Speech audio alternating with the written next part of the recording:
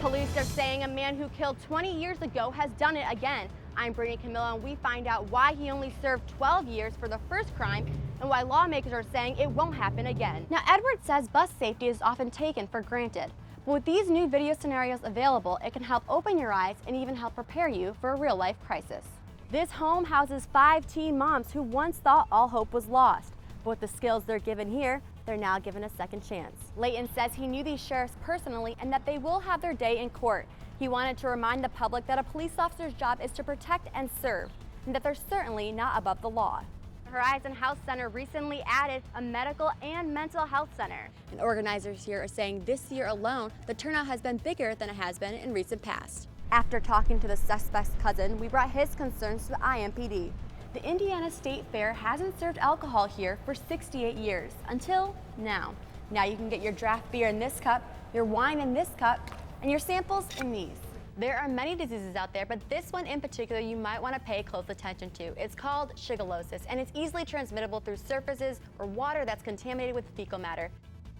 Camp Atterbury will auction off more than 200 surplus mobile homes this week, starting at $25. The camp has a field full of them all ready to go to the highest bidder. It's like a candy store, I guess, for homes. Pick and choose what you want. Some of them have better flavors than others. For home buyer James Agee, that means buying one with the least amount of work.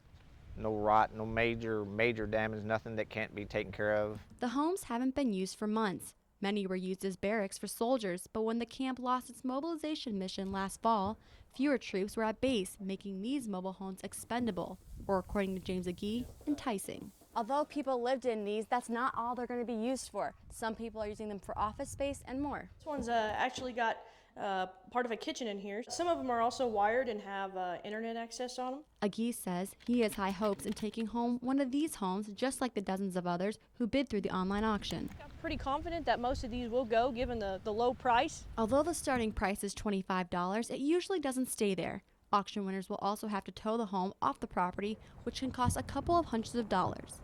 To get a look of all 200 mobile homes being sold, go to our website at wishtv.com. Brittany Camilo, 24-Hour News 8. Firefighter recruits from Wayne, Speedway, Avon, Michigan City, and LaPorte got a taste of what it's really like to enter into a burning building today. These buildings have been vacant for several years due to the incompletion in the construction process. Well, we've been fortunate that Jamison Camp here on the west side has taken possession of this property and has graciously worked with us in putting this together so that we could use these buildings to do our training in.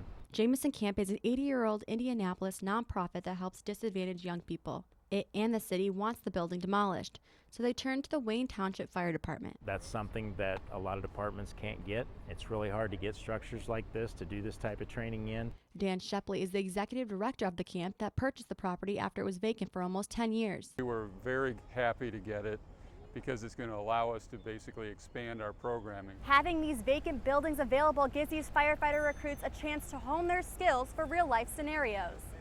So instead of just coming in and just demolishing the buildings, which is definitely something we want to see happen as well, and that definitely aids to the future use. But when we can utilize this opportunity for a future training, it's a win-win on every level. It's the first of 3 days these recruits will be training, and many of them are thankful to be given the opportunity to practice in a real building. It's hard to simulate real fire, so I think the best way to do it is actually find an apartment or find a house and light it on fire. Having this opportunity is a rare and eye-opening experience. Brittany Camilo, 24-Hour News 8.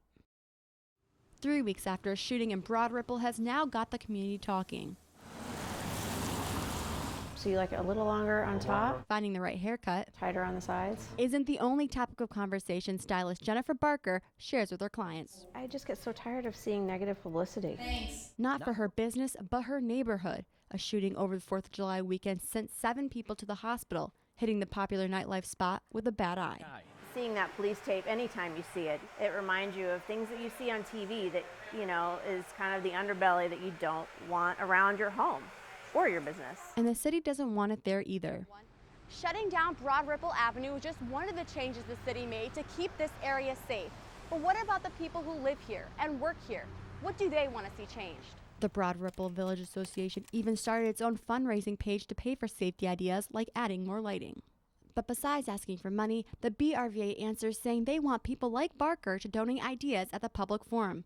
They're hosting it at the Northminster Presbyterian Church. We've got 5 or 6 areas of concern, And our goal is to come away with 2 or 3 actionable ideas for each area of concern. Lighting, loitering, and crowd control are just a few of those concerns. When people come forward and express their views, their opinions, you know, a collaboration is what's going to hopefully bring some sort of solution to light. A few other concerns, such as graffiti and gang activity, will be hot topics at the forum. Brittany Camilo, 24 Hour News 8.